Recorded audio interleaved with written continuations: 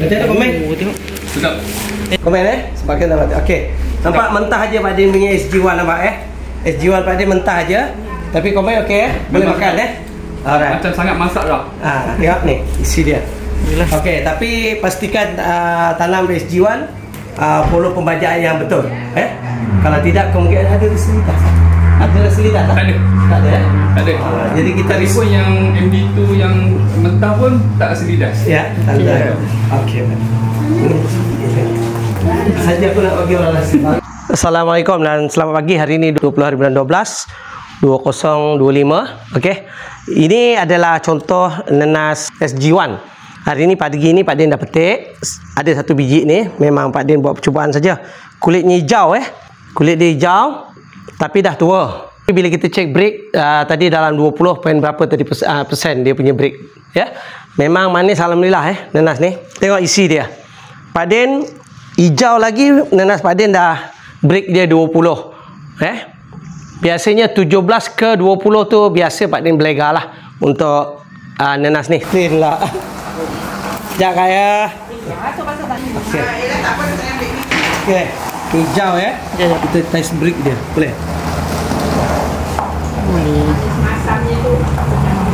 Itu cincah dengan apa? 20. 20? Dia 20. Betul manis Manis? Mana betul? Tadi tu. Oh, betul. Kalau kuning tak tahu mana apa. 20 beri dengan multi-sweet. Walaupun mentah. Sebenarnya SG1 ni Pak Din dah harvest dah 3 kali untuk percubaan sebenarnya. Baru ni saja Pak Din highlight kan. Apabila dah Pak Din puas hati dengan apa yang Pak Din cuba, baru Pak Din keluarkan. Okey, alhamdulillah tadi ada komen-komen daripada Pak Din punya customer. Dia bau pelang ni. Tapi memang ada. Saya rasa, saya tak rasa ni dikata manis. Tak rasa. Okey, tak rasa dulu. Sekarang Okey rasa dia. Okey rasa dia. Lain okey. Sorry lah. Tambah. Kita sikit seorang ya. Memang ada sedikit je. Saya semalam saya dah ada boleh rasa ni. Okey. Pak, hijau. Tapi isi dia sangat manis.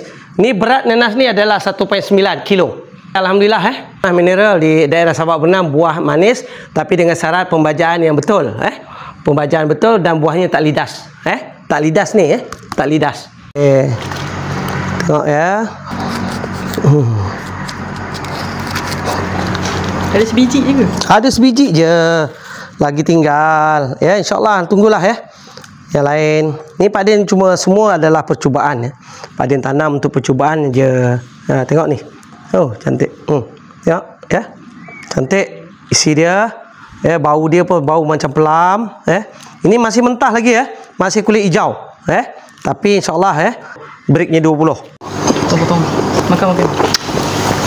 Nah.